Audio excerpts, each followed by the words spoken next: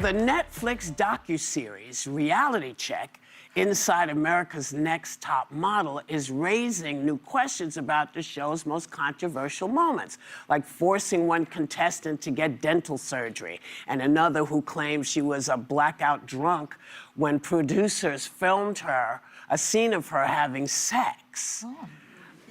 I miss so much. Take a look. Remember the story with Shandy? I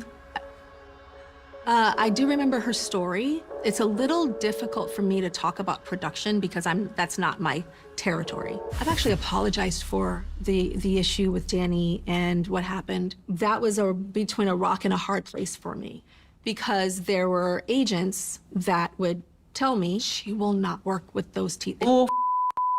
Me getting my gap closed is not opening any doors for me. You knew what you were doing for the show. So people are very upset, and they feel that that the apology was tepid. From Tyra? From Tyra. Mm-hmm. And so the question, I guess, is does she need to take more accountability for things that happened on her show? Yeah. I think the buck stops here. When it comes to where I would place blame for any show, it would be her, not because she's the host, but she was also an executive producer, and Ken Mock, her fellow executive producer, and the network executives, because there's not one show that goes out on air where the ultimate bosses of a show don't check it, and then the network checks it. So there were two levels, I always say follow the money, of people that benefited from this, and it wasn't the contestants. And so I would say you have to own that. You may not be part of the daily nuances, turning the camera on or making a call about a cut, but you pass off when you say it's good to go. Yeah. And so you have to own that. Brian? That's right. That's right. Yeah, I haven't finished watching the docuseries. I think it's 3 parts, and I watched half of the first episode yesterday, and that was disturbing. Yeah. And she did seem a little bit cavalier about her explanations. And if your name is on the show and you are the executive producer, then you must take care of those people that are working there. Those were very young girls. And I mean, you can speak to this better because you've been in the reality space. I, as a viewer, thought that everything I saw was real. And no. And I really did. And Sarah was the one that was like, it is not real, Sonny. All of these are sort of, these things are staged, correct? Well, there's nothing real about reality shows. Let's face it. Yeah, I didn't realize that. And signing a consent to be on a show is not signing a consent to be harmed either. Right. And I think what's so important, she sat here on this clip and said, you know, when it comes to production, I wasn't involved. But at other times, she loves to call herself a master editor, and I ran it, I produced it.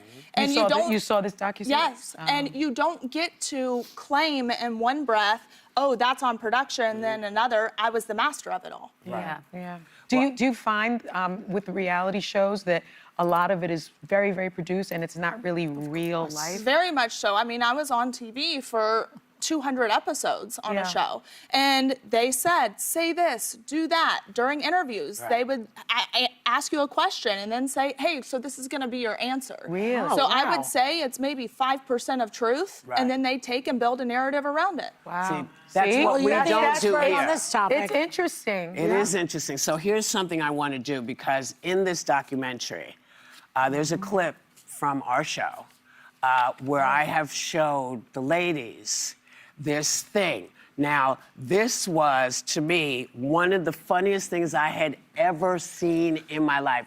The girl is walking. Still say that. I do. I know. But I wanted to apologize because there is a person who got knocked off there, and her name is Alexandria Underwood from Cycle 14. I'm sorry I laughed at this.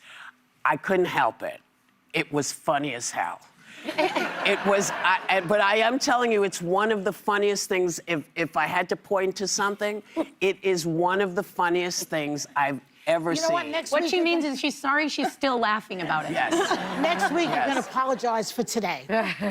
Next week, yes. But it takes a lot for you to apologize in a situation like that. And especially, though, back then, I'm sorry, but we're held to a different standard now. You know, I would say that people tiptoe a lot more in today's day and age. Well, you know what it is? I have fallen. I have fallen down, and you have to take it when people are laughing. But this is maybe 10 years ago. Yeah. And she's probably she's a grown-up now, grown woman, maybe she's got kids, and I just wanted her to know that I wasn't laughing. I was laughing because, to me, that's people slipping and falling. Me too. Banana I have peels, no that's problem. all. Yeah. It's a condition. When Yeah. you fall on a banana peel, it's funny. Why are you- When I fall, it's comedy. Or the opposite. Yeah. The opposite. When I fall, it's tragedy. When you fall, it's Okay.